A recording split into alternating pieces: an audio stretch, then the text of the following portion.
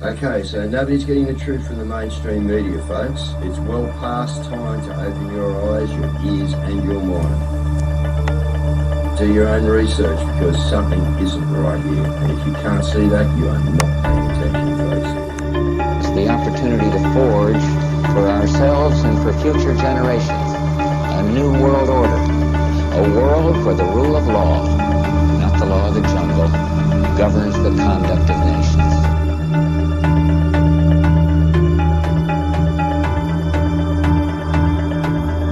So let's look at each one of these and see how we can get this down to zero.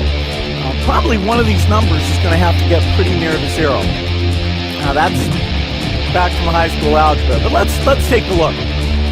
First, we've got population. The world today has 6.8 billion people. That's headed up to about 9 billion. Now, if we do a really great job on new vaccines, healthcare, reproductive health services, we could lower that by perhaps 10 or 15%. The important message that we need Australians to get vaccinated as quickly as possible.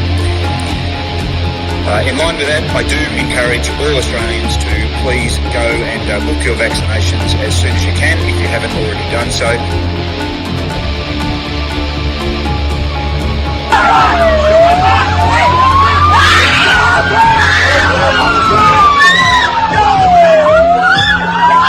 Emma, get away!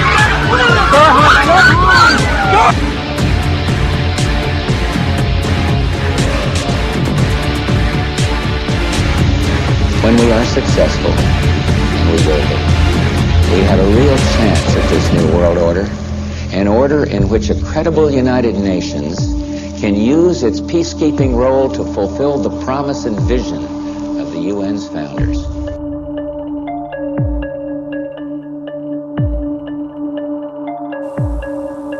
Okay, we need to stand up against this tyranny, folks. Stop giving away your freedoms and liberties, because the more you give up, the more these people will take until you have absolutely nothing left. That's their agenda.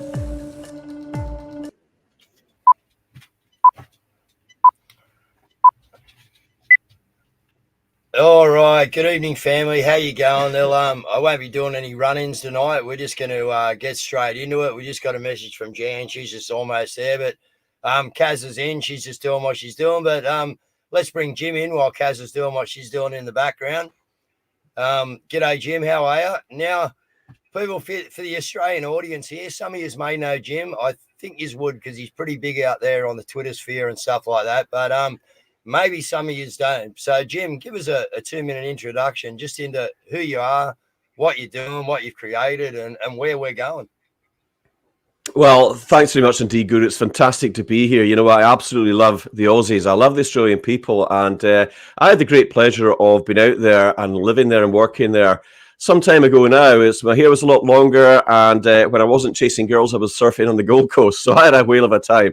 And it was a very lovely place. Yeah, I'll be honest with you, mate. It was a great place to live and work. The Aussies were so laid back, incredibly welcoming. And as a Scottish Highlander, you know, a lot of people in Australia are descending connected historically to Scotland. So, you know, I'm a Brit. I operate from London most of the time, but I travel the country. I have a business background, been in business a long time, and was also very politically active, a former Conservative parliamentary candidate with the UK Conservatives. And then I joined the Brexit Party, and I stood to fight for British independence from the European Commission. And at the European level, and then at Westminster. So I fought the general election in 2019 as well. So it was a very busy year, 2019. And then, we went into the lockdowns and the pandemics and everything else is history. But I decided that there was a lot of talk about people doing stuff to stand up and fight back against what was happening. And I've always been a doer. I've always been, I'm talking about things is good, and we need to talk, but we also need to do things. So I decided to start a freedom movement, but it was going to be international. And I spoke to some people that were close to me in business. I said, look, I'm planning on doing this. What do you think? And they said, well, it's very ambitious. Do you realize what you're taking on? But they said, well, if anybody can do it, you can do it. So for 15 months, I reached out to people all over the world, a lot of them in the United States and Canada, told them what I was wanting to do, and built this platform now, which only got launched at the beginning of this year. So it's only a few months old, but already we have multiple thousands of members in the United States, Canada, and literally all around the world, including Europe. And it's kind of blown me away. And this channel that I operate on X, I never really set out to do it. I never had a big channel. I did it because I was politically active.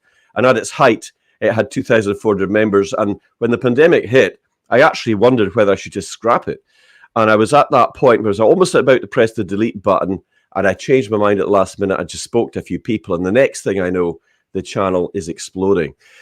Then I got invited onto shows, went to America across 8 different states towards the end of last year, got back to London. Then I got invited over to Canada to meet all the members of the freedom movement there, and spent some great times in Toronto and Ottawa.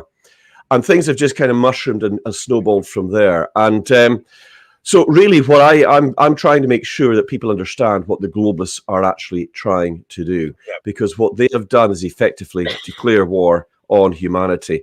And I'm a fighter.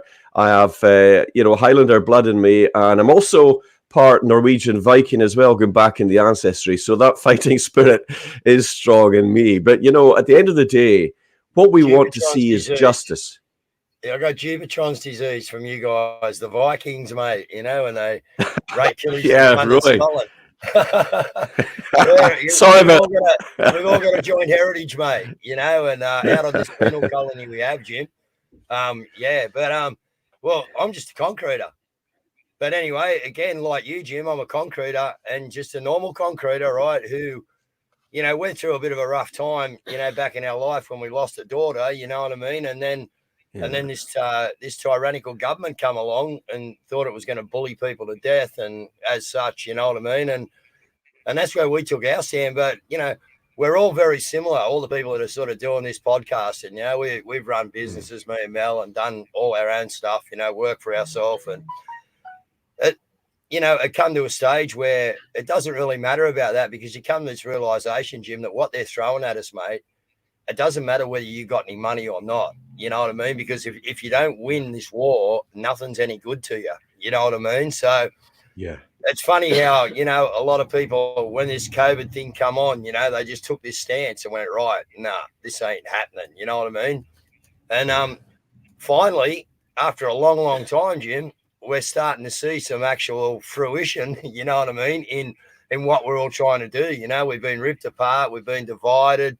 It's, how they work, it's conquer and destroy, create havoc, and then come in with the solutions. And, so we're at a crazy time now, Jim. You know what I mean? It's all ramping up. We're watching what's happening to our brothers over there in England. I'm watching the Irish lads now stand up. We believe we got the soccer guys coming to stand up as well. But all this is really leading down their garden path in the gym for civil unrest. You know what I mean? This is what they want to see. They want to see us both getting on the streets, fighting with each other. And then they bring in their little blue hats, and again, they bring everything under control, lock everyone away. So, you comment on that, Jim. Where are we? As a society, are we looking like? It's not looking good. Well, this is what we're finding out. The problems and the issues and the concerns of Australian people and people in New Zealand are exactly the same as the people in Canada and America and Europe, and of course the Brits as well. We've just had a change of government here, and it's gone off the charts. The censorship, they're locking up independent journalists. They're attacking people who are expressing their democratic right under the Magna Carta of free speech. And Freedom Train International has a mission. We are uniting patriots around the world, whether you're an Aussie patriot or a Kiwi or an American patriot or a British patriot, wherever you are, we find that we have a lot in common. And of course, the globalists are smart people. We must never underestimate how smart and devious they are. And you made a really good point there, Guru, because they're sowing division all the time, whether it's young against old or male against female or whatever division they can find. They'll try to exploit that, and they do it very successfully. So as you say, when we're all fighting against each other, they're sort of unseen working along up at the top of the pyramid, up the top of the triangle, and they are controlling the narrative. And of course, they're using the mainstream media to good effect. But We are winning the information war. That Exactly. became very evident in Davos, at the last Davos World Economic Forum meeting. Their primary focus and mission was declared, and it wasn't to stop world war or cure cancer or anything that's noble. No, their primary focus was on misinformation and disinformation. In other words, they don't like people with independent media. They don't like people putting out a narrative that is contrary to theirs. So we're at this point now where the people are waking up, because we are indeed winning the information war. And it's thanks to channels like you, and it's thanks to people like you that stand up and have the courage and the bravery to say what needs to be said. And I admire each and every one of you for doing it. I was delighted to be on my mic at Cafe Lockdown. That was the last time I saw you there, Guru. Yeah. What a great podcast that was. Great event. Yeah. And, you know, it just goes to show that, in actual fact, we've got a lot of momentum building for the freedom movement. Freedom Trade International is also not just educating people and teaching people about what's actually coming and what's potentially going to happen, but how to mitigate it, how to survive what's coming, how to live separate from the globalists, because we don't need them, they need us. That's right. And like I was saying just before before we come live, Jim, I made the point to you that these guys have never lost. These guys have been in control of this game since day dot, you know, and now we've got them to a tipping point where we're going to gain control here, you know, and with some stuff I can see in the background happening, that may not be, it's going to get hectic, but that may be not too far away before we get that first rock in the pond that's going to send that ripple around the world. So again, these guys have never lost, and they're about to taste defeat, and they are a dangerous animal. G'day, Jan. How you going? Yeah. You in? I'm in with great frustration. You know how they update things and then they totally wreck it, and then they get rid of passwords, and now this will not connect with my camera, and I had to go to 3 different search engines, and you know, this is ridiculous. But I'm here. I'm sorry I'm not in face, especially after I put my makeup on for you, Dave. Oh no. Well, welcome to Guru's World. We get censored like this all the time, Jan. So yeah, welcome to what's going on here in Australia. Hang on a minute, Jan. There's the B part to that story, which is actually not telling you, which is what happens is he says words. He says naughty words, and they've got some AI thing that wipes my studio every time he says a naughty word. So he's actually the instigator of it. Oh. And Jim, very nice to meet you. I'm sorry, not completely face to face. Oh, hey, listen, Jan, it's an honor for me to meet you. I'm a huge supporter and fan of the work, and it's an absolute honor for me to be here with you. And we must get you on to the channel for a one-to-one interview at some future point, because I think you've got a lot of interesting things to say. And of course, it's just wonderful to have you here as well. Well, it's lovely to be here. Dave has been after me. I have really, I owe this to him. And so it's added frustration that it took me so long to get on and had to go through all these 2 authentications. And once I did it, then I had to, whatever, the hassle. So Jen, Jim's just given his sort of 60,000, foot view of how he sees the playing field at the moment. I'm not sure if you heard that or not, but what's your 60,000 view of where we are at the moment?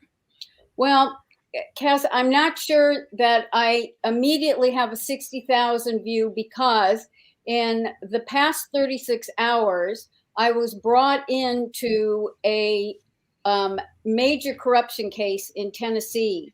And I don't know if you've seen some of it on Instagram of the sheriff that had actually I'll go grab it. You continue talking, I'll grab it. All right.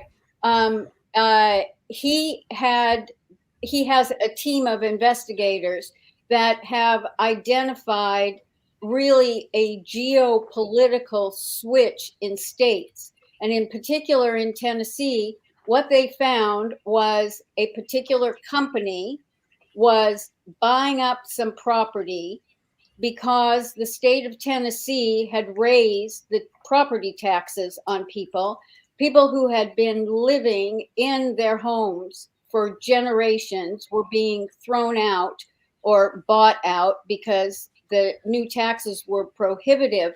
But in tracing the money, they identified all the corrupt people, which there are quite a few that are elected officials in Tennessee, and found that they were refinancing different properties. For example, they bought one at $250,000. They refinanced it for $650,000. Then they traced the money went to Act Blue or BLM. And so this has all started to come out, and they were making great progress, and they were working with some of the agencies in Tennessee, and suddenly they got cut off, and the sheriff, he's a deputy sheriff. I've got that here. I'll just grab it. He got. Hello, everybody. Yeah, here. This guy here? I'm Assistant Chief Taylor with the Millersville Police Department, Middle Tennessee. My agency and myself have been investigating corruption within Tennessee and throughout the United States. We have identified people with the Tennessee Bureau of Investigation, members of the District Attorney's Conference here in Tennessee, members of the Judiciary, as well as in numerous other states. Today, the Tennessee Bureau of Investigation executed a search warrant on our police department, as well as my personal residence, looking for any type of electronic devices and or anything that pertained to the investigations that we were doing. When I requested a copy of the search warrant of my residence, they provided me a copy that was not for my residence, and they refused to give me a copy of the search warrant that would list my home address. So this is what people have to look forward to if they go after the corruption nationally and locally. Jeez. Wow. It really is so, clear at the moment. So literally last night, or really from afternoon through the evening, I ended up calling a friend of mine in outside of Nashville and asked if her guest house could be used so we could hide him. And then another one on the team was driving from Georgia to Tennessee to be his bodyguard, and it's all coming out now. We've been exposing quite a bit of it, and of course, the mainstream media calls him a conspiracy theorist. But what they have tracked, what the evidence is, it's in the billions of dollars. It's in the billions. And it is also one of the things over the past couple of years that had people living around the Nashville area in Tennessee, because that is like a red state, is that they couldn't understand why so many people from California and liberals from Texas were moving in. Well, this whole operation was moving these people in to change the geopolitical landscape, to try to turn it into a blue state and to feed the money into Act Blue, BLM, and those other organizations. They don't miss a trick, do they? They don't come in, Jim. They do not miss a trick, these guys. Well, I was going to ask you, Jan, is this is a police officer, is it? It is. He's a deputy sheriff. So he has been investigating fraud and corruption, probably at some of the highest levels of politics in the United States, in that state. And they've gone after him. They've gone after him with search warrants to try and take out his electronic devices. This is unbelievable. I couldn't believe what I was watching there. This is crazy. Dodgy and warrants. I can't speak about this intelligently enough because I really need to educate myself more. But when it comes down in our Constitution, in the states and in the counties, the sheriff is the most powerful person. Yeah. Mm-hmm. And so now they have gone after him. They've confiscated all of the evidence. Fortunately enough, one of the other team members on this made sure to have a copy. I will not mention who that is because we don't want that found. Mm-hmm. But I mean, this has been months and months and months, and it's been a really, really big team that's been working on it. I got brought in because I'm a strategist and to figure out what would be the next steps. Now, my strategic cap is on first What we need to do is analyze what went right in the whole investigation that got them to point A. And then when things started going wrong, like when they got cut off from certain computer systems and things like that, who were the players, which were the agencies? Then we have to look at the tentacles of where else it goes.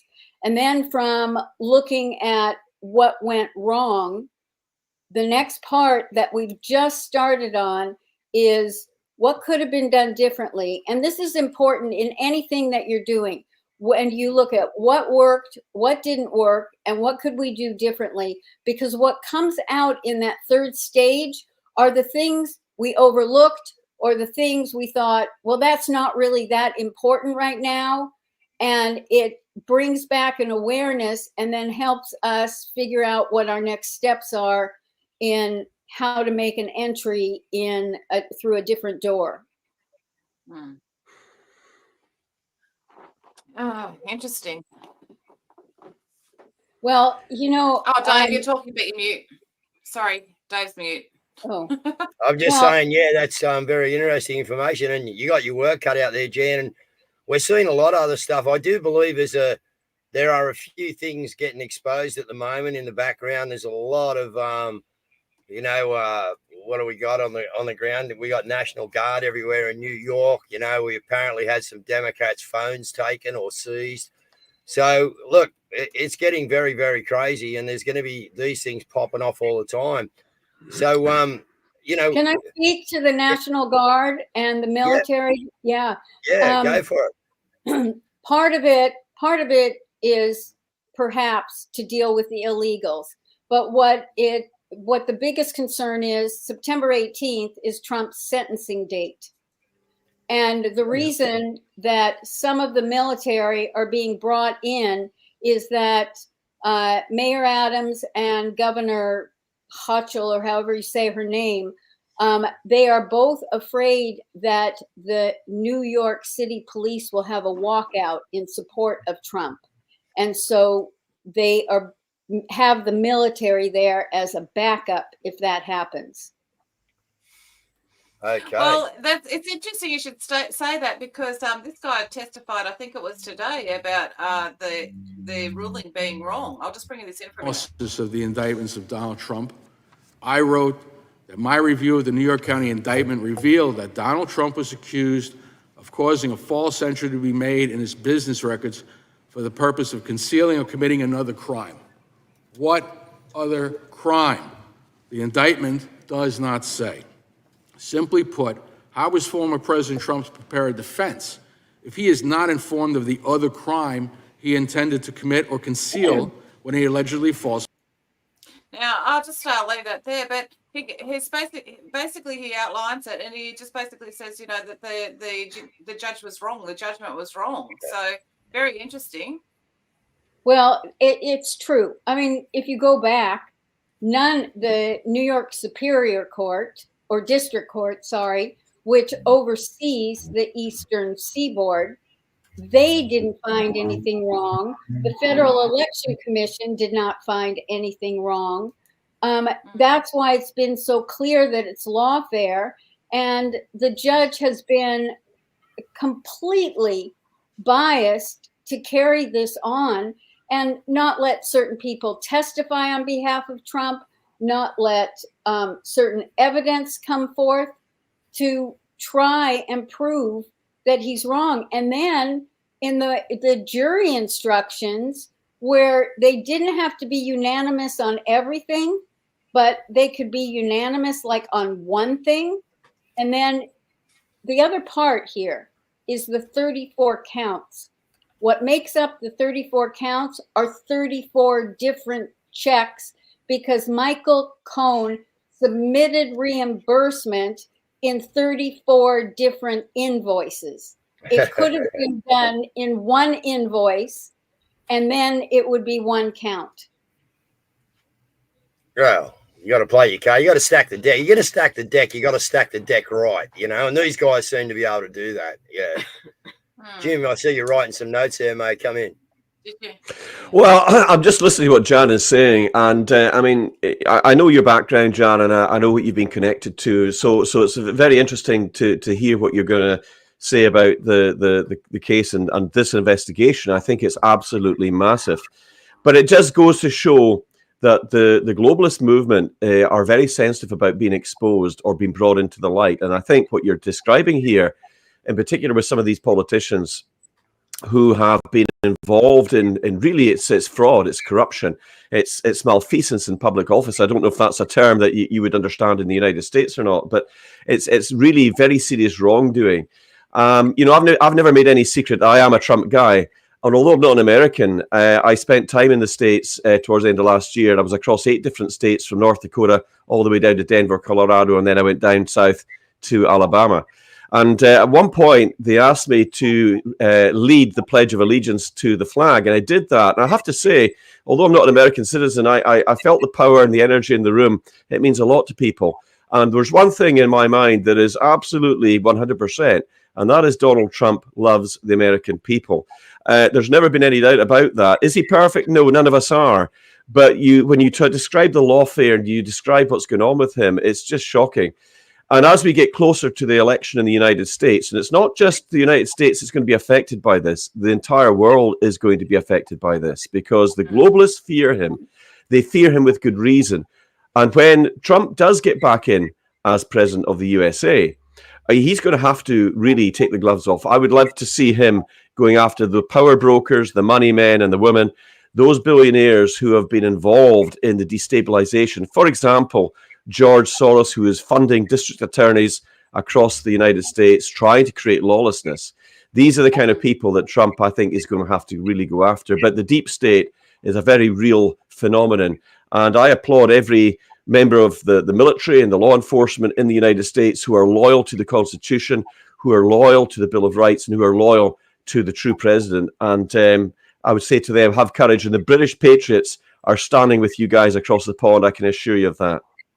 You know, it's very interesting, Jim, because whether it's an electrician who came to my house a couple of days ago, or yesterday I had an estate agent come, they are so briefed on what is going on in America. They love Trump.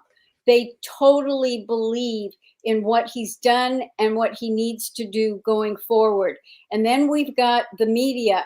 I was on a radio show the other day, and I made a comment that my Uber driver who brought me there was so knowledgeable of everything that was going on with lawfare and with what was happening with the American political scene that there was nothing I could have added to him because he happened to have had a podcast on his radio that got our discussion going.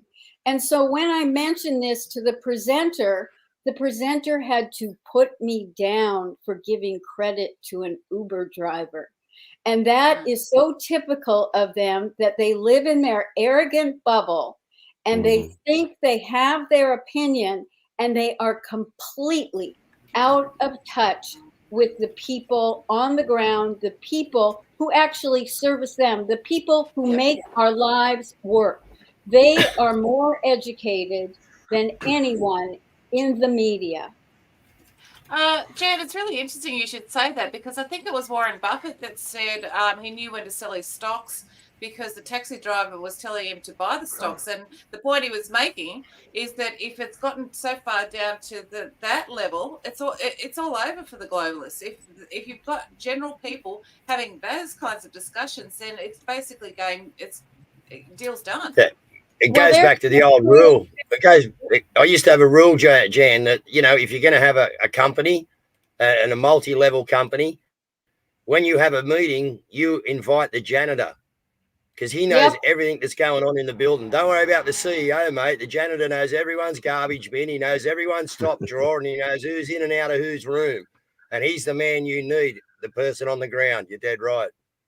It's interesting that you say that, because I was just thinking about it and talking with the team yesterday, because I was able to call people at much lower levels because they were thinking, well, how do we get this to Trump, or how do we get? I said, wait a minute, let me just get in touch with some people to get some more information.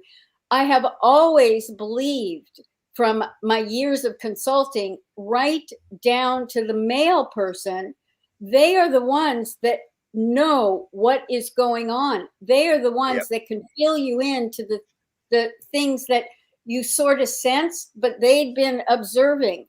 And, you know, what happens is that people get into positions of power and they think that positional power grants them, it definitely doesn't grant them any intelligence or intuition, but they think that it does.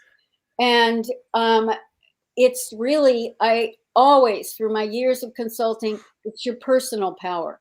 If you don't have personal power, the ability to connect with people, the ability to understand where other people are coming from, the ability to hear people out, then you're worthless as a leader or as a manager.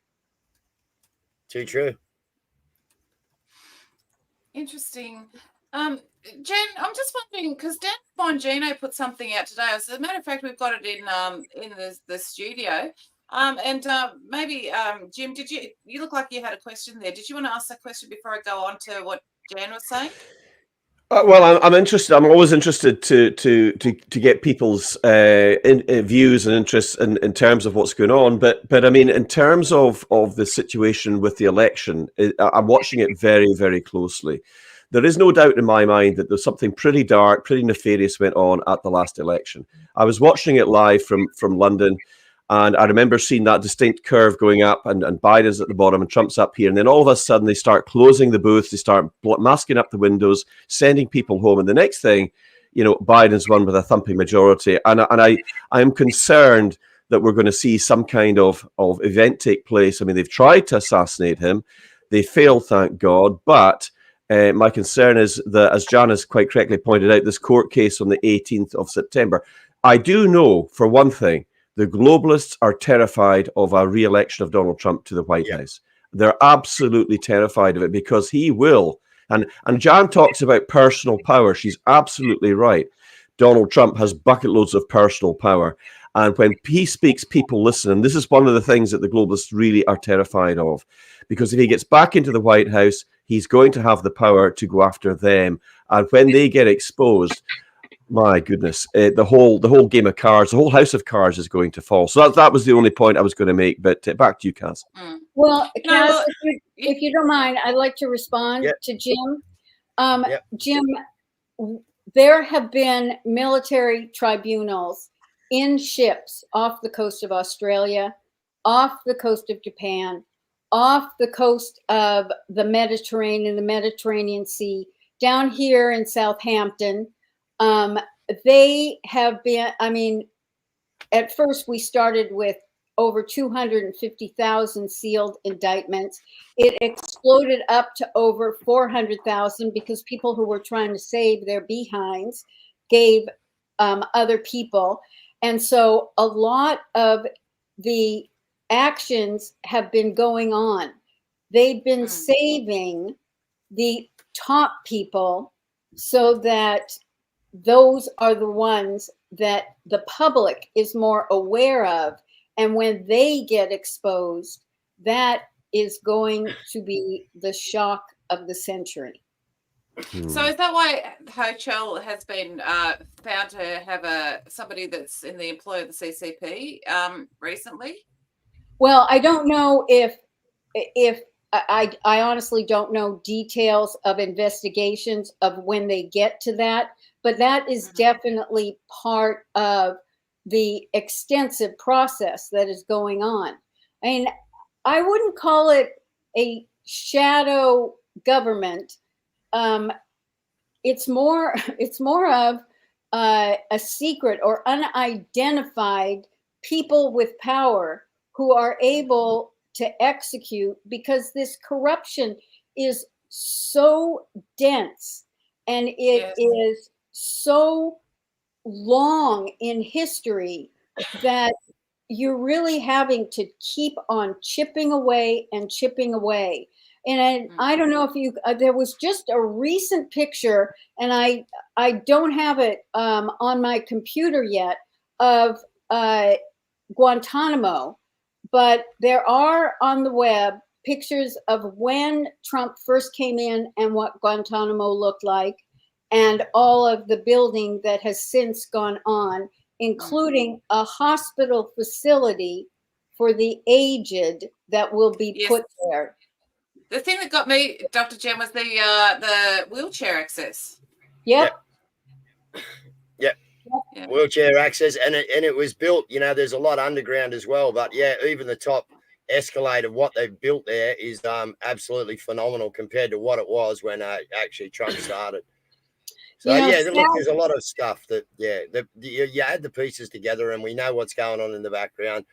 You know, we want more juice about what's going on in the background. You know, that's what us people are probably after, isn't it? You know.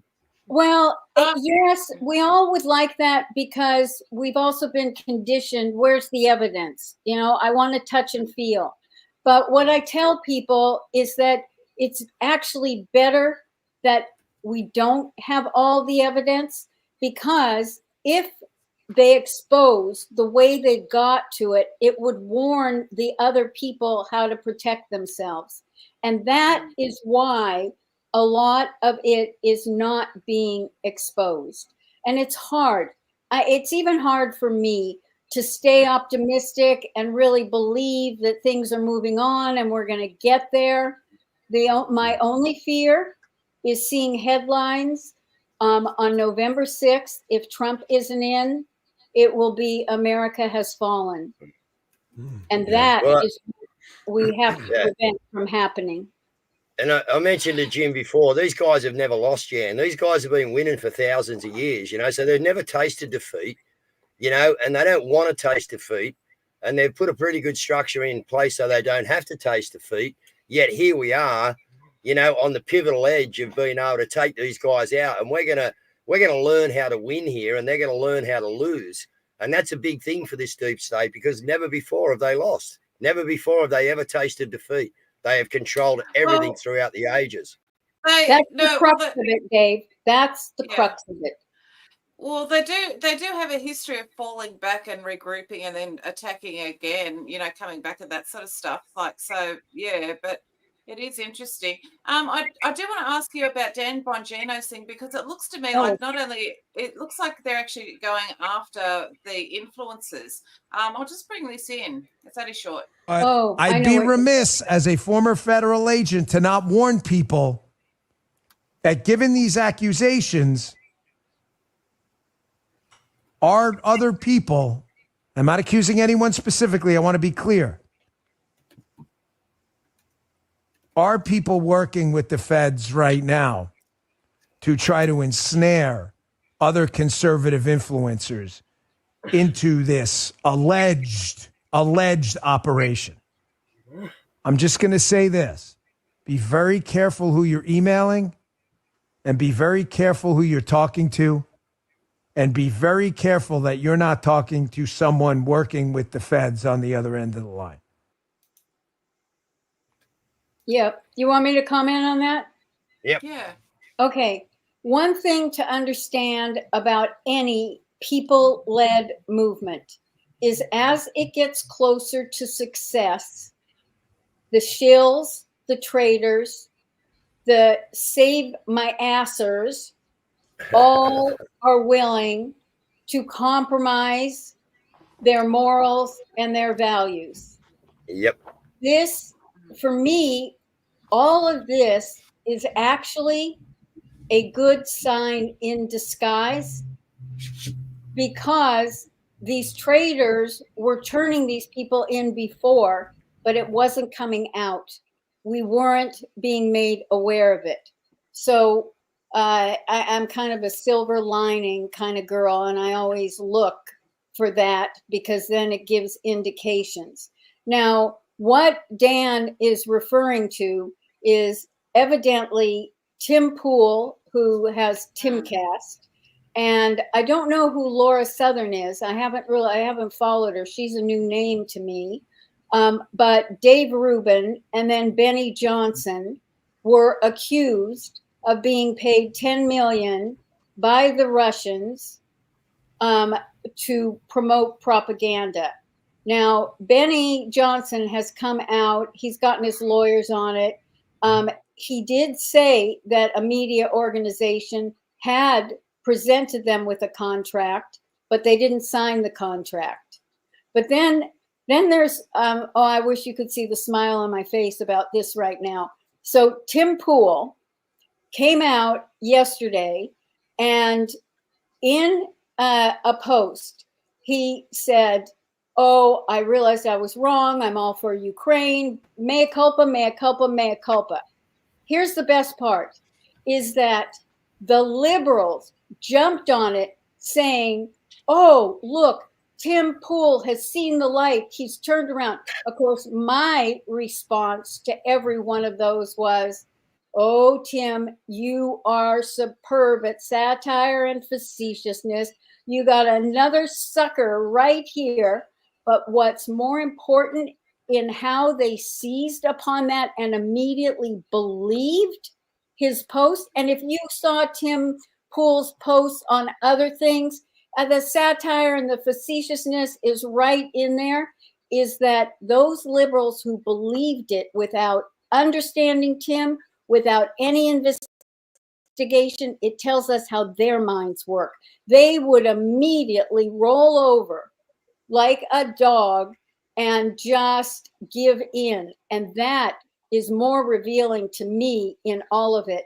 And the amount of I call them libtards or Democrats, they just seized on it, thinking that because he got quote unquote exposed, he immediately gave everything up that he believed in and has been talking about all these years. And he goes back to Operation Wall Street or whatever that was. I mean, he was active back then. Wall Street. Yeah, thank you. Yeah. So Dan is right to warn people, because you can't trust anyone. Yep. Yeah, we've learned that. Yeah, come in, Jim. See your head ticking over there. Yeah. I'm just listening with great interest to what Jan is saying. I would go back to one other thing that you said earlier on, where you said that if on November the 6th, Trump hasn't got back into the White House, that the headlines might be America has fallen. I would say the world has fallen, because Trump, when he was in office, was one of the most peaceful presidents of all. There were no wars, there were no major conflicts under Trump. And yet, when you look at what happened under Obama and Biden and Ukraine and all of this other stuff that's been going on, it's been off the charts. So I think the world is looking for peace. The world doesn't want to see war with Russia. The world doesn't want to see this ridiculous situation in Ukraine continuing, along with all the corruption and the funneling of billions of taxpayer dollars and pounds and euros going into that dark hole. So Trump, I think, will bring in and usher in a period of peace, which I think the world is looking for.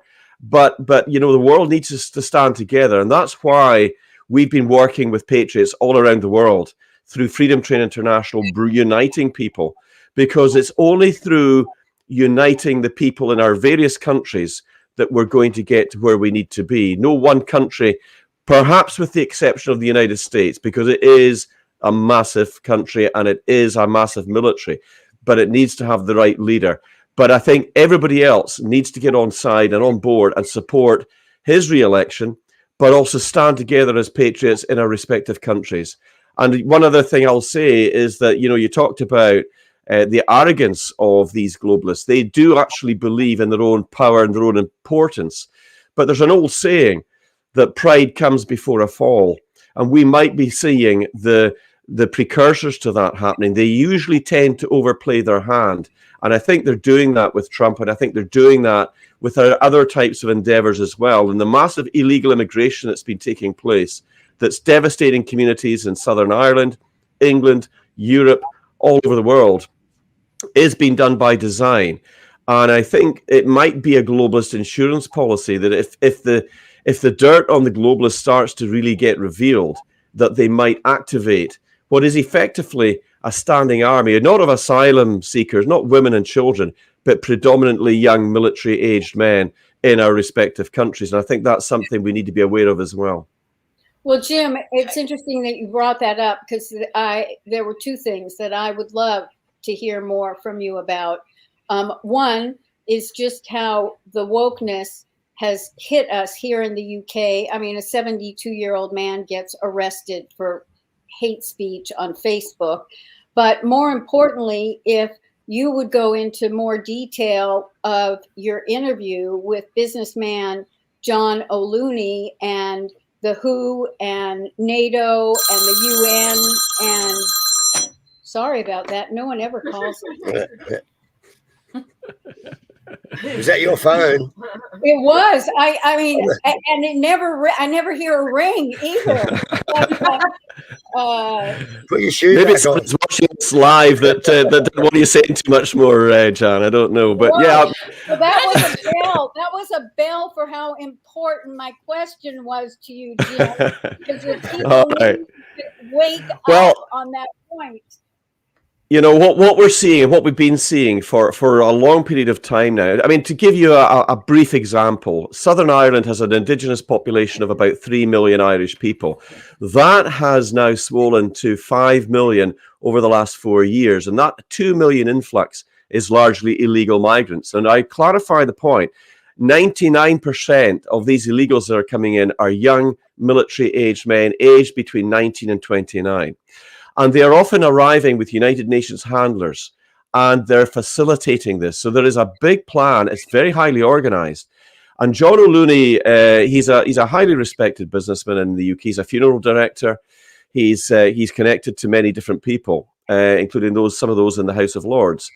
And he has he came on my channel. It went viral. I can't remember how many millions of views it got, but it was maybe 4 or 5 million views very, very early on. And he talked about the fact that he has contacts within the British military, and I know he does, who have been saying that they've got evidence, surveillance footage, drone footage of a lot of this sort of revolving door. So they come across the English Channel in these dinghies. The dinghies are put into the back of another lorry, and the outboard motors are put onto another one, which are kept in a government compound. They're then sent back to France to be used all over again. And what he's saying is he's concerned that some of these young migrants have been getting trained on military bases in Turkey, Ukraine, and even on UK soil. And what he's worried about is that they're going to be used as an enforcement arm of the globalists. Now, there's been a lot of talk, Jan, in the UK about conscription. Sunak, the previous Prime Minister, was talking about how good it would be to get all the young people called up into military service. That's normally a precursor. I think they call it the draft in America. It's the same thing. And my concern, and a lot of people's concerns, is that if we see boots on the ground in Ukraine, potentially a third world war kicking off, the military forces in Britain may very well be deployed to a theatre of war outside the country. Well, who's going to be then controlling the populations? Well, they've got a sitting army of illegal migrants, haven't they? All housed in military bases and hotels the length and breadth of the country, all young military-aged men. Who is to say that they won't be put in uniform, given enforcement powers, and used to subjugate the British people? Not just the UK, though. This could be happening in the Netherlands, Germany, France, Denmark, Sweden, even Australia, New Zealand, and certainly potentially the United States of America. So we are seeing a phenomenon that is growing, and it's accelerating. The big question is, what is the globalist end game? Well, they're either using it purely to destabilize and weaken the nations, which I think is probably a reason why they're doing it, because young men are probably the most destabilizing of all the age groups and genders. You put 600 people into a community of 1,000 people in Ireland, you're going to have serious destabilization going on there, because they're not working, they're being given benefits, free housing, healthcare. The question is why? So by destabilizing national sovereign nations, they're making it easier for the globalist dream, their utopia, which is a one world government, a new world order that they control. And countries that have strong, that are proud of their flags, they're proud of their culture, they're proud of their nation, these are obstacles to the globalist agenda. So I think these migrants may be used in a twofold way. One, to weaken and destabilize their respective countries. But secondly, almost as an insurance policy. So if Trump gets reelected or people start to wake up en masse, those people that are here in their millions may very well be activated. And John O'Looney, was that interview went viral. And there's others like former Special Forces veteran, former Green Beret Michael Yon, who's come on and he's done a lot of research, in particular in Ireland and the Netherlands, who's saying the same thing. So there's a lot of people starting to wake up, but it's a very real threat, a very real danger, Jan. Thank you for that. I think that's really important for people that are listening to this to pay attention to that, because it's not just a suspicion. I mean, it's going on in the United States. When Trump gave his press conference, I think it was August 15th or 16th from Bedminster, there was one thing that he said in there, because he always does quote unquote throwaway lines, was that we know where the illegals are, and I have been talking to local law enforcement and they are tracking them. No one picked that up. But he told us that we are not blind to these people that are coming in and where they are, and that they can and will be dealt with. But that was really an important interview that you did, Jim. And I think it needs to be repeated. And I posted it on X. I'm going to put it on Truth, and I'm going to keep on putting it back on, because people need to understand there was something key in that, which is they're bringing in the avian bird flu. If there is another pandemic, this is the plan that is in place. And so what people not only need to be aware of that as fact, they need to be prepared to stand up to no lockdowns, because that will be the way that they would get us. Dr. Well, I was just going to very briefly come back in and say that there is, I've been watching what's been coming out of Texas over the course of the last 2-3 months about the avian influenza, H5N1, from going from poultry into beef cattle, and it's been getting talked up a lot. I've got contacts in Tasmania, Australia as well, who've said that, the price of eggs have gone through the roof. There's scarcities there. Now, they're also talking about it being in the milk supply, so they've been talking this up a lot. Now we've seen the World Health Organization under Dr. Tedros, who's really just a mouthpiece for Bill Gates, talking about the fact that monkeypox has now been declared as of global concern.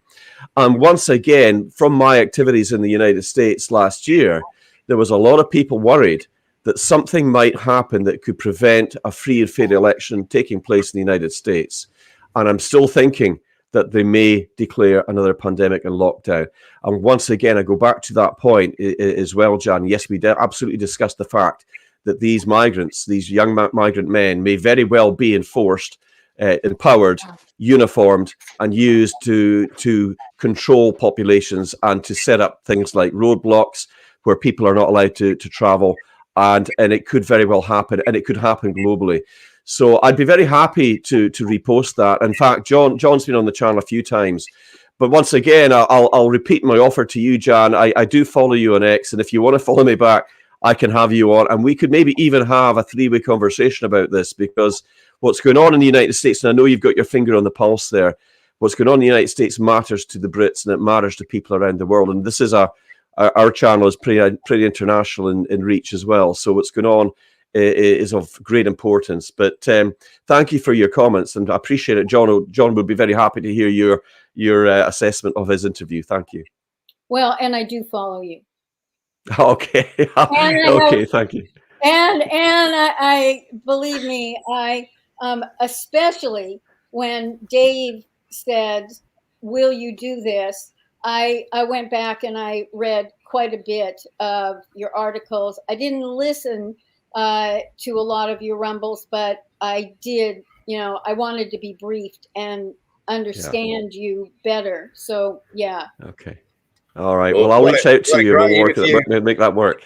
And what a great interview I watched yesterday of yours, Jim, with the guys from Die Suddenly, mate.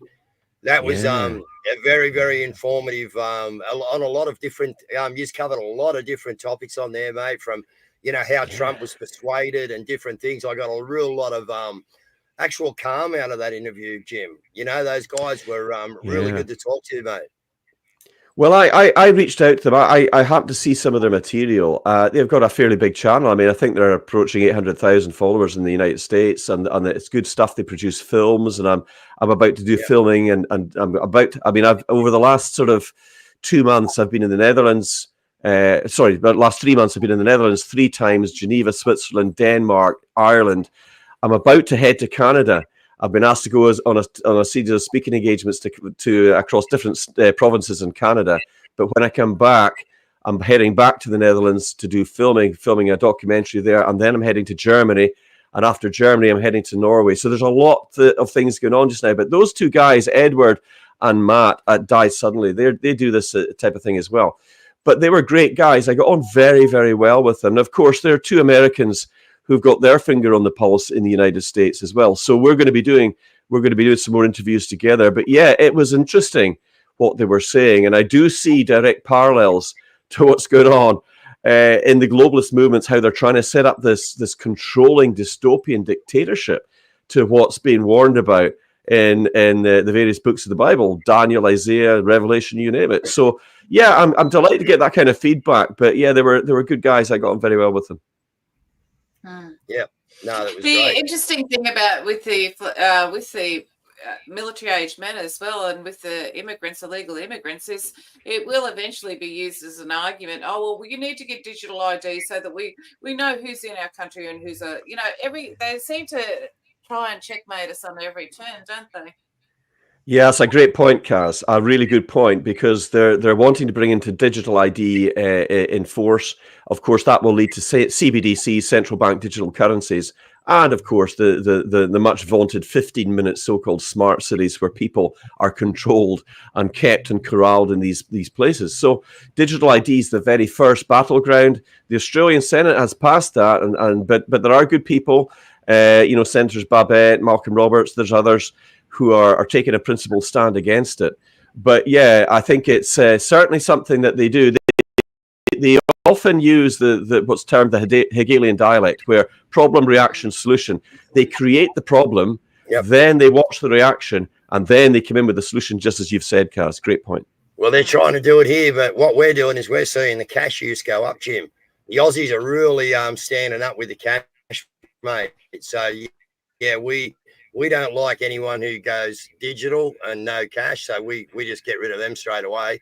But what we're seeing is a lot more cash out there in the environment, in the community, getting used. So we're back at their train too, because we know we've got to hang on to what we can for as long as we can until we know that this QFS that they're talking about, or these other things that are supposedly in the background, which I don't even talk on because I cannot get, you know what I mean? Like, look, I can tell you that I know of some transactions that are being done with XRP, okay? And it was between China and Mexico, and it was to do with some timber and stuff, okay? So I do know that things like that in the background are happening, but none of us know what's going to happen there, you know what I mean? So all this stuff that's out there, you know what I mean, with the QFS and all this, that, and the other, until I actually see it, come to fruition, our story here will never change. What we're here for, guys, is to, number one, endure and overcome. And I think we're all Christians sitting on the screen. So, number one, endure and overcome.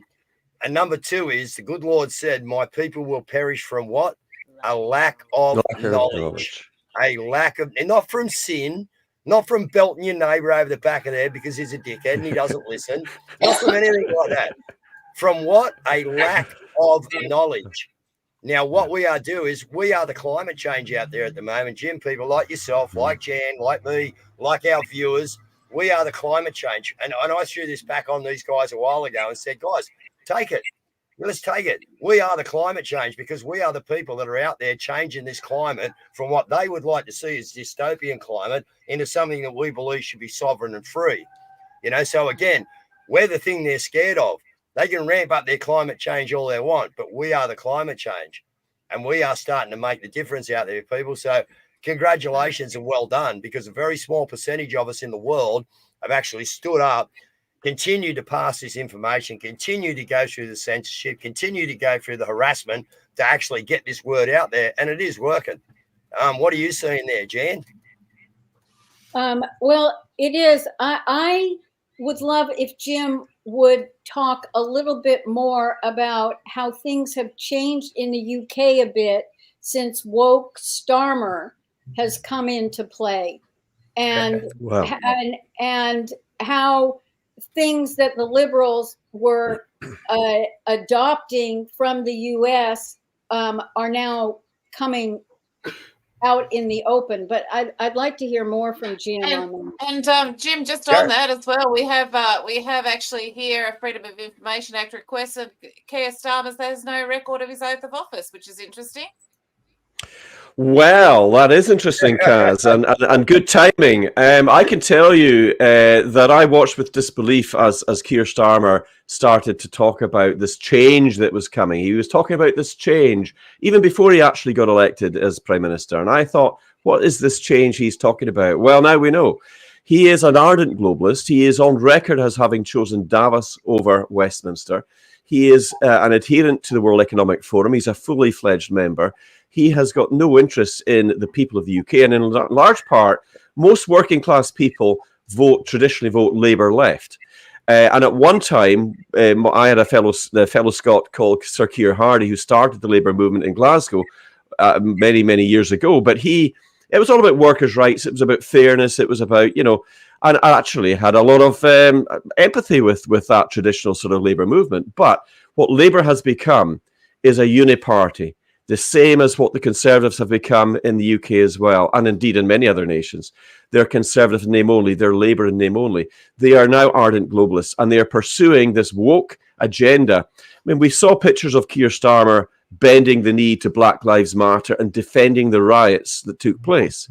Yet when there were other people complaining about mass illegal immigration and the destabilisation, he called them racists. He called them xenophobes. He insulted millions of British people, and indeed other people around the world who feel the same way.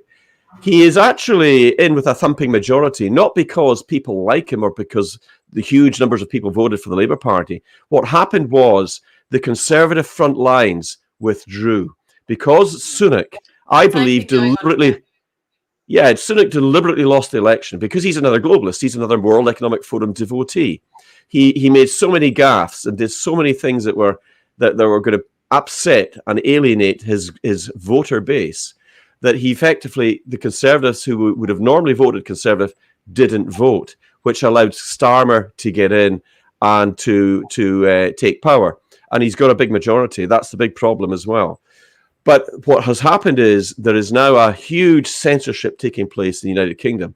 And other globalist entities like Sir Mark Rowley, the head of the London Metropolitan Police, he's another globalist.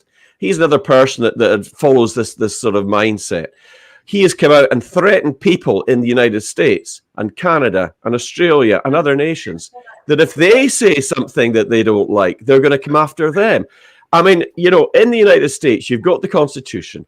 You've got the freedom of speech. You've got it protected under the Bill of Rights. You've got these protections. How dare somebody like Mark Rowley threaten a United States citizen, or indeed anybody else around the world? Have you seen the upsurge in memes, Jim, since he said it? People are going off, mate. They're going ballistic.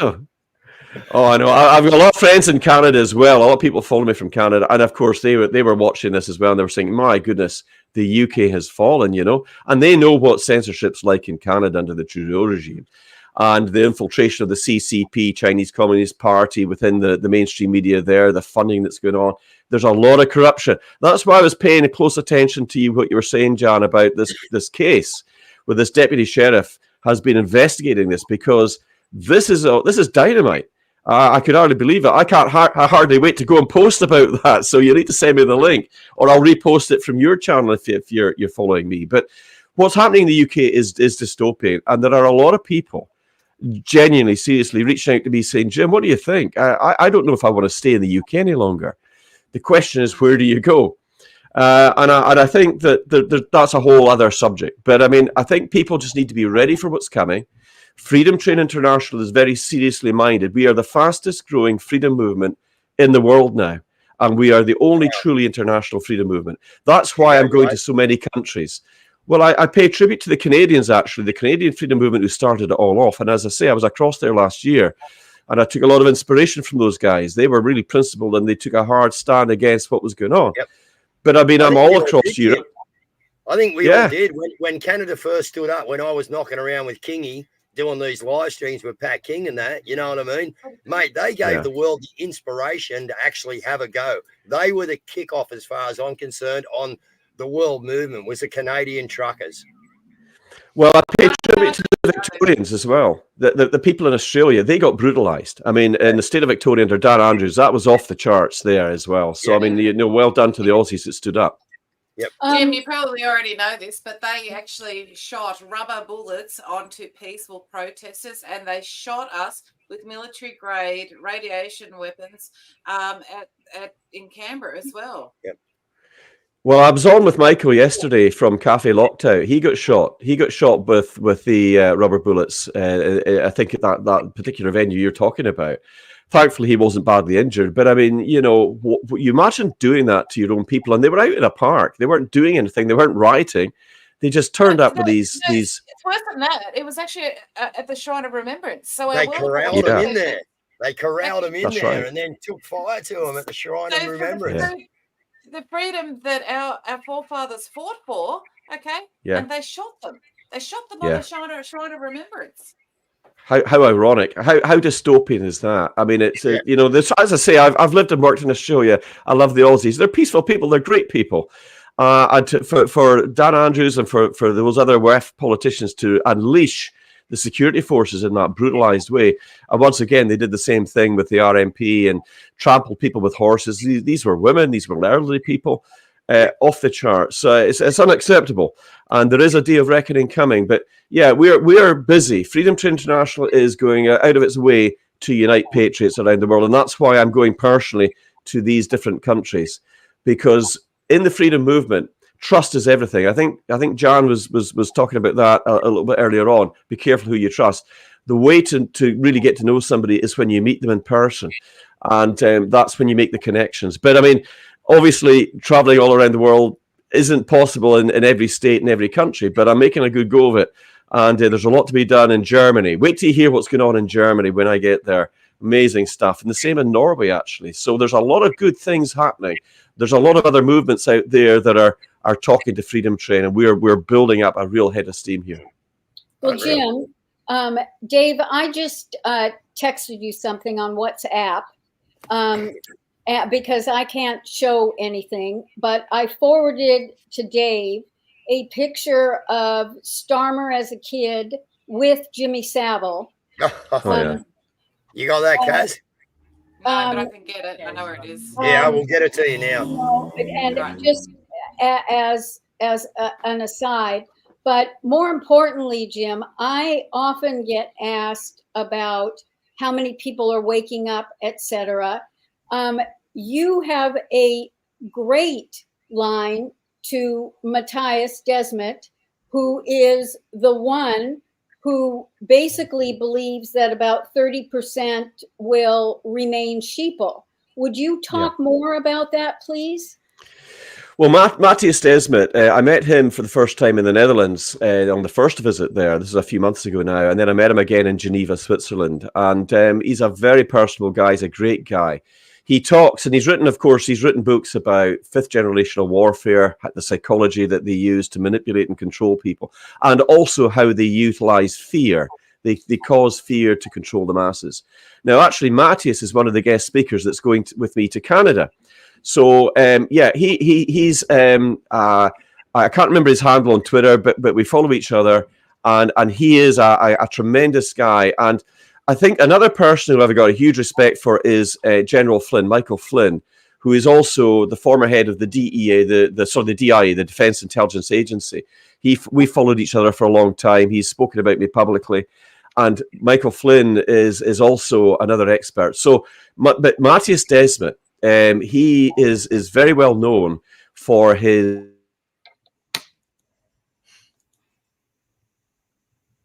Am I gone? I think he No, froze. no, Jim's Oh gone no, for a he minute. froze. Sorry, I thought it was me. Oh, it's No, the time just I Jim. usually go. No, it was Jim then, yeah. Okay. Um, All right. okay, we'll get him back in a minute or two. It's interesting that he brought up Flynn. Yeah. What I would just and Flynn does understand fifth generation warfare. I don't want to take any of that away from Flynn. I was excommunicated from many groups on X when I made some less than positive comments about Flynn. That really shows how freedom of speech does not always go with the anons and the truthers, but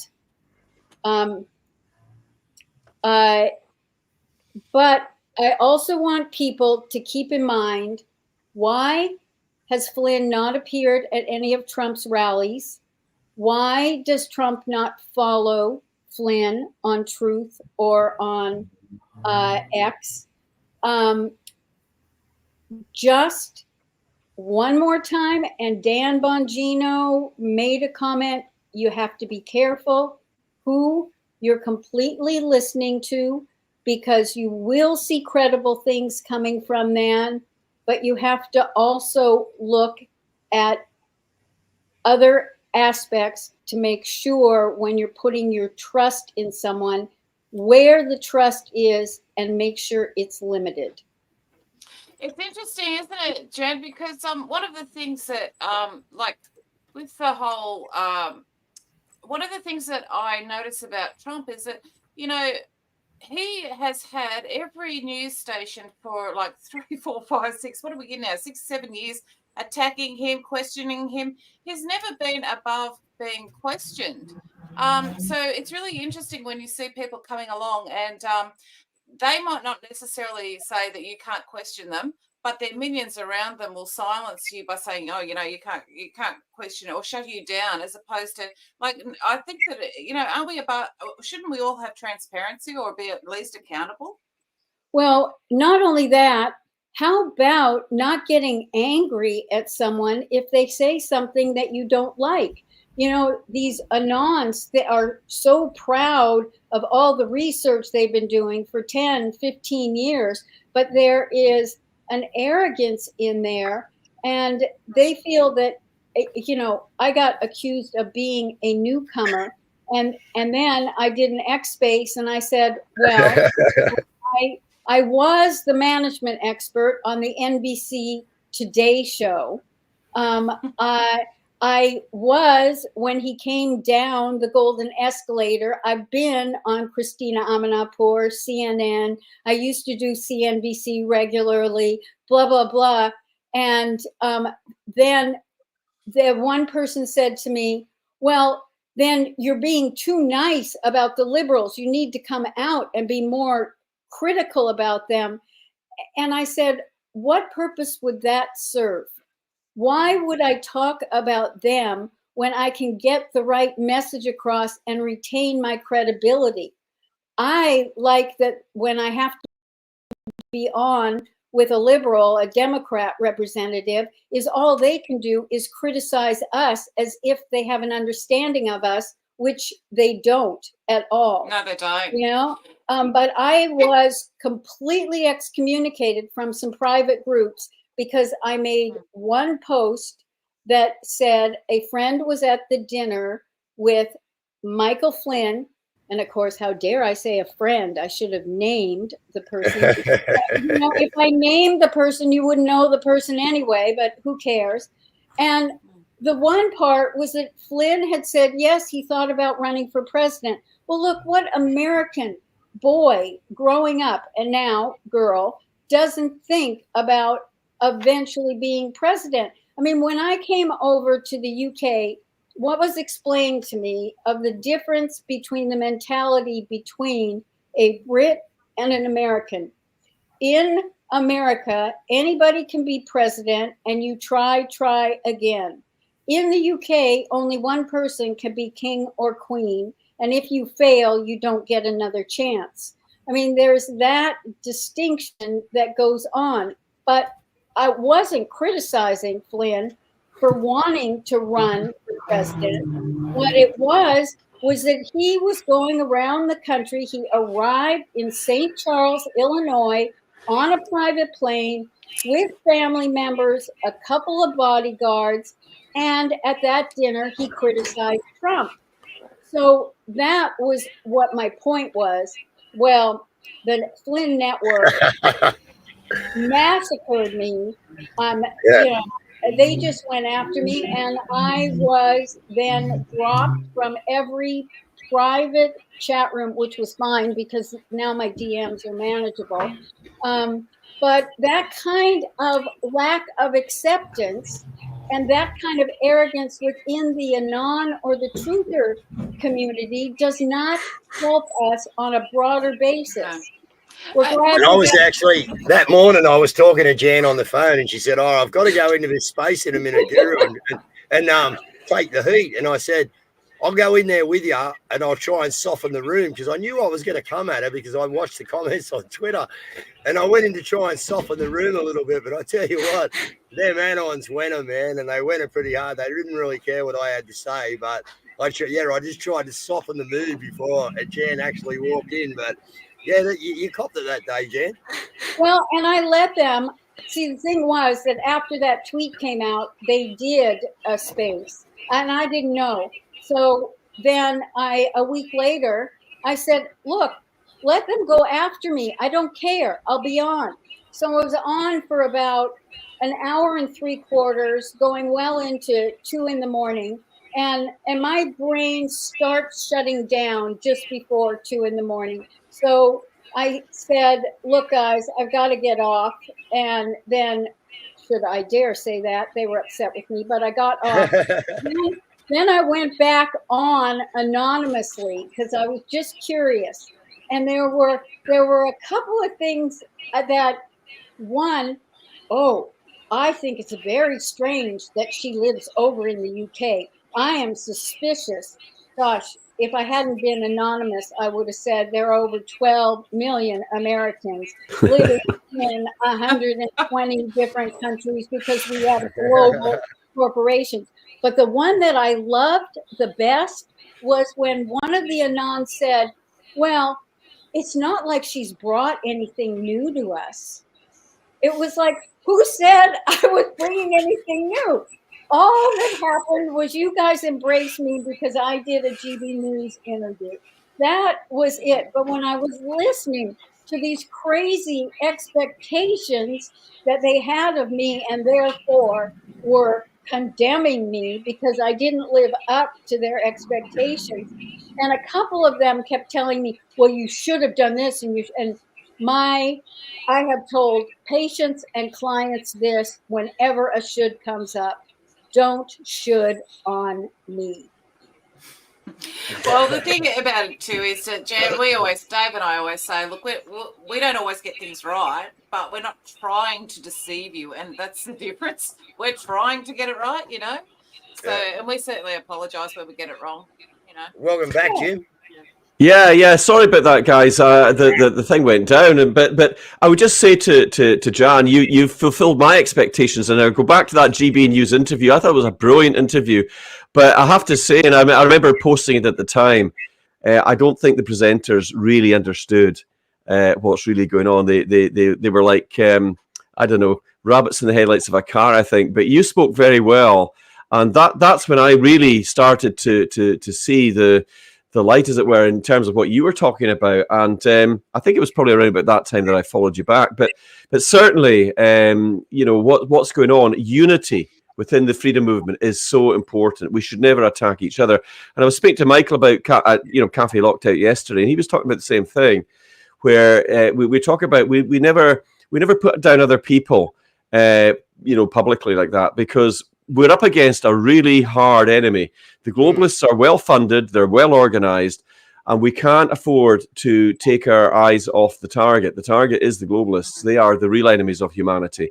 We've all got to unite together. We might not always agree with certain things and certain points, but wherever possible, we need to find that common ground, work together for that greater good, because we all serve that greater good in our own ways. And it's about coming together in unity.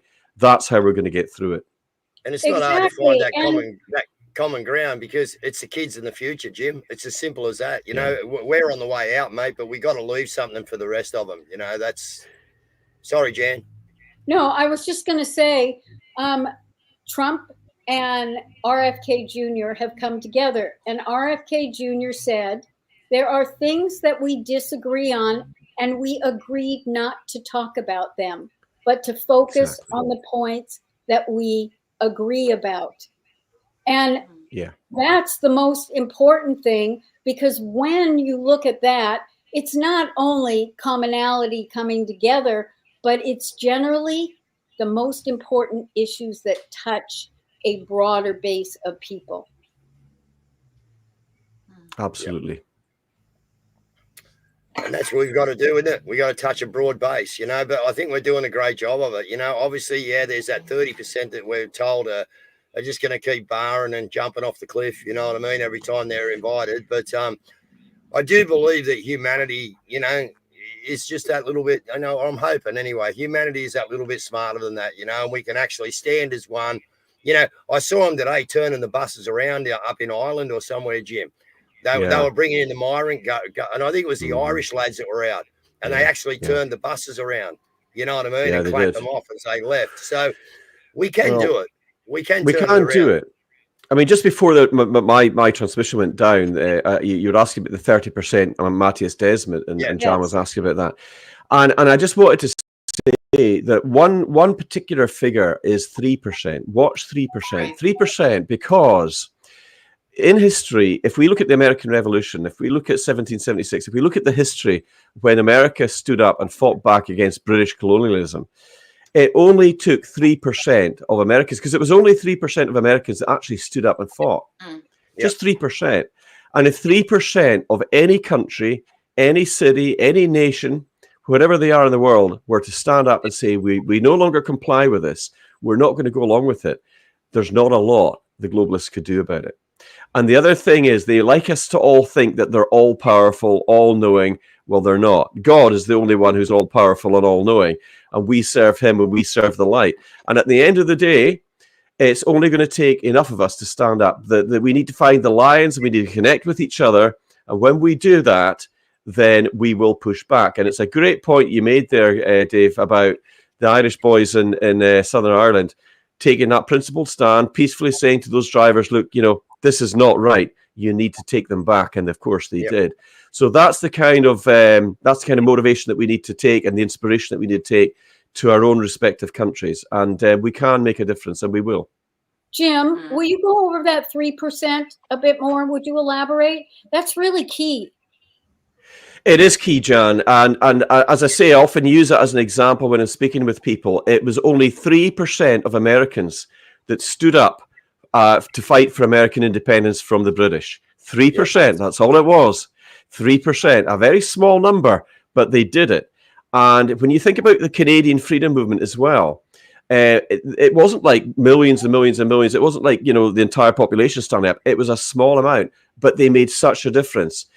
When you get 3%, that is the magic number. That is the number that it requires for people to get up and do something about it. Now, Matthias Desmet's often talked about 30% of people will just go along with whatever. He's right. And unfortunately, not everybody can be saved. And that's one of the things that it's a hard message. We want everybody to wake up. We want everybody to get on board with the program and understand what's going on around the world. But there's a lot of people that just don't get it. There's a lot of people that still go and get their 10th booster vaccination, whatever it might be. You can't tell them. They won't listen. They're lost. And no matter how much you try, you can't get to them. But there are people who did go along with it, and many of them were coerced into doing it, who are now realizing that they were duped, they were lied to, they were bullied, they were coerced. We saw that in Australia, we saw it in Canada, we saw it all around the world, these mandates. Well, what's coming again could be another lockdown. It could be another declared pandemic. And as I said earlier on in the interview, we might see that happening just before the election itself in the United States. We've got to be ready for that. We've got to be watching for it. But there should never be another situation arises where people, election observers, are dismissed and sent home in the United States, or where windows are covered up, or when vans come in at 2 and 3 in the morning with pallet loads of ballot papers. That should never be allowed to happen again. There must be accountability, because there's a very dangerous precedent being set. If people believe their democratic voice and their vote is being defraudulently taken away from them, that's when things can really get ugly. So it's important that people's voices are heard. And if you don't like the government, you can vote against it and change it. But if they're pulling the strings behind the scenes and putting people in and putting their own people in just to follow this globalist mantra, then that's unacceptable. And we've all got to be aware of that in our own countries. But that 3% is a very, very key figure. If 3% of every country were to stand up and say, we do not comply, we're not going along with this, things would change for the better. Oh, Jim, offline, we can talk about that a bit more. I'd really like to understand that.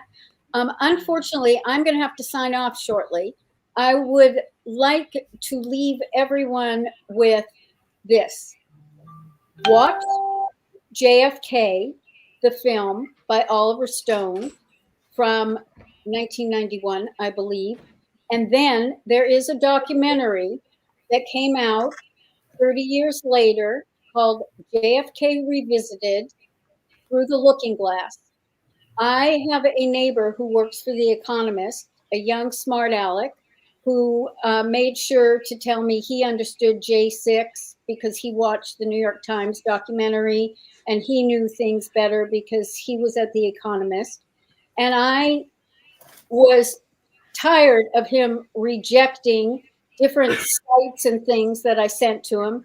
And so I invited him over to watch JFK, and that kind of surprised him. And I said, after that film came out, 70% of the American public believed that there had been a coup.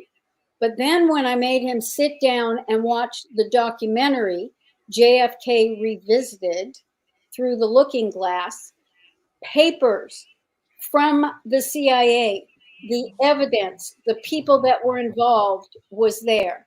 And what that taught me was that it is not me or people like me who have knowledge that are going to wake up these people. They get their information through media. And so I have been trying to find sources of media to wake these people up, to get them. So my objective with this is to get them to understand that governments are corrupt. So if people also know of other films that deal with specific issues that could help wake people up, gosh, send me DMs, post it on X, because that is the way. It's not necessarily going to be from our voices, in particular, because they believe they are right. And if we're trying to educate them, they get defensive and think we're telling them they're wrong. And that is a way to avoid that. So if I can leave you with that, and thank you so much, and what a pleasure to be with you. And I would love to do this again, because we've just crossed the gamut with different subjects that I think will be very valuable to the people that listen and see this. No, certainly can, Jan, and thanks to have you here. And we'll get, Jim's final comments now. We'll close it up. It's an hour and a half. So, yeah, Jim, your final comments, and then me and Cazz will close up. Well, I can certainly send Jan a lot of things to do with what she's requested, and I'll do that, Jan. I'd love to speak to you as well. And it's been a real pleasure to be here with you guys. And as I say, I love the Aussies. The Aussies are great people. But I would say this, that as the world gets darker, we get brighter. We got to stand up. We got to fight for our freedom. We got to fight for our families, our communities, and our countries. We will prevail. But it's going to take courage and bravery. And I applaud you guys, and I applaud Jan as well for the great work that you're all doing. Keep up the fight, keep going with it. And for the people out there, keep tuning in to these guys, follow them, follow my channel. You'll hear a lot more about what's going on in the world than you will on the mainstream media. And as Jan has quite correctly said, we've got to wake people up. We've got to get there. But never give up hope. The fight is only just getting underway. Freedom Train International is thundering ahead. Keep watching. There's a lot of activity over the course of the next few months, next few weeks and few months. And we're building up ahead of steam. And it's everybody out there that's watching this that make such a difference. As I always like to tell the people on my show, you guys are the real stars of it. So thank you once again to each and every one of you. It's been a real pleasure to be here. No, and you're right, Jim. It's the people out there in the background, mate. You know what I mean? Do you want to say anything, Cazz, before I quickly wrap up? No, just we're back by popular demand. That's taking us out before Dave closes, and that's Never Surrender by Billy Falcon. So, yeah, just had a few requests on that one. So, yeah, guys, listen, what I want to say to you all is, you know me, when I get on spaces and that, you know, I'm a motivational speaker, and that's what I do. You know, I'm not really worried about, you know, knowing this intel and that intel. Although we have got one with SG in the morning at 10 o'clock, guys. So 10 a.m. in the morning, you want to catch up. We're going to see what SG knows. But, guys, you are taking down an opposition that, as I said before, has never been beaten before. All right, they have held all the bases. They've held all the wickets. They've changed the rules. They've moved the goalposts. They've done anything they wanted to keep control. But as we were just talked about on this show, guys, a very small minority of us here have been the climate change, and you are about to beat an opposition that's never been beat before. So get that under your wing, all right? And let's go into the weekend. Let's go into next week, right, with that quiet confidence that we have got these guys, right? But where we need you is on the paddock. There's no more in the stands. There's no more sitting on the fence, because the fence going to get shook, guys, all right? And you will suffer from what? A lack of knowledge. So get out there, learn all you can, stay in touch with God, all right? It's his war. He knows your place in it. So, guys, yeah, well done. Well done to all of us here, and well done to everyone who views our shows, because you are the people that have made the change. So thanks again, Jan. Thanks, Jim. We'll do it again soon. I'll get you in touch. And, yeah, lovely to have you here. Night, guys. All the best. Bye-bye for now. All the best. Thank you. Alive and well, I'm wide awake. Won't take your brand, I'm not your slave. You serve your God, Lord of the flies. I pity you and you mean mine. Lust of the flesh, lust of the eyes. Your bloody mouth unsatisfied. God sees the trap you set for me. He'll not be mocked, I will be free. We will not bend.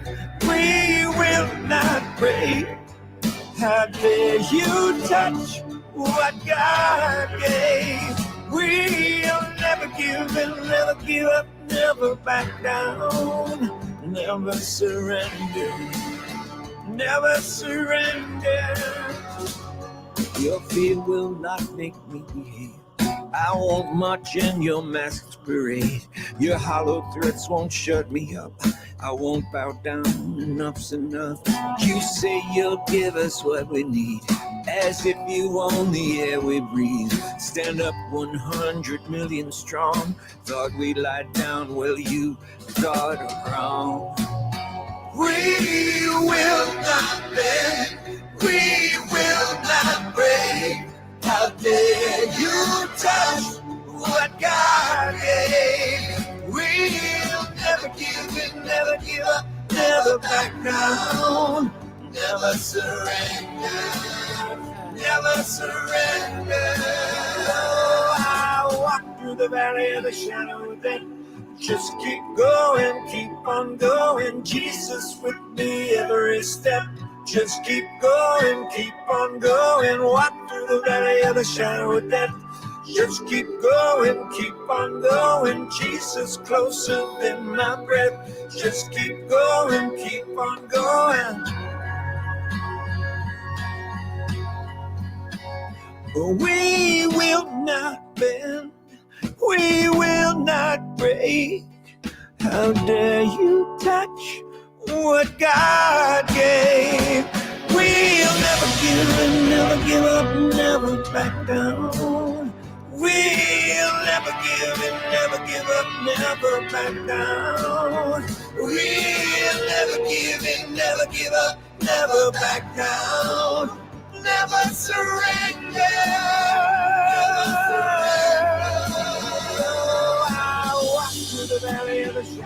step. Just keep going, keep on going. Jesus with me every step. Just keep going, keep on going. Walk through the valley of the shadow of death.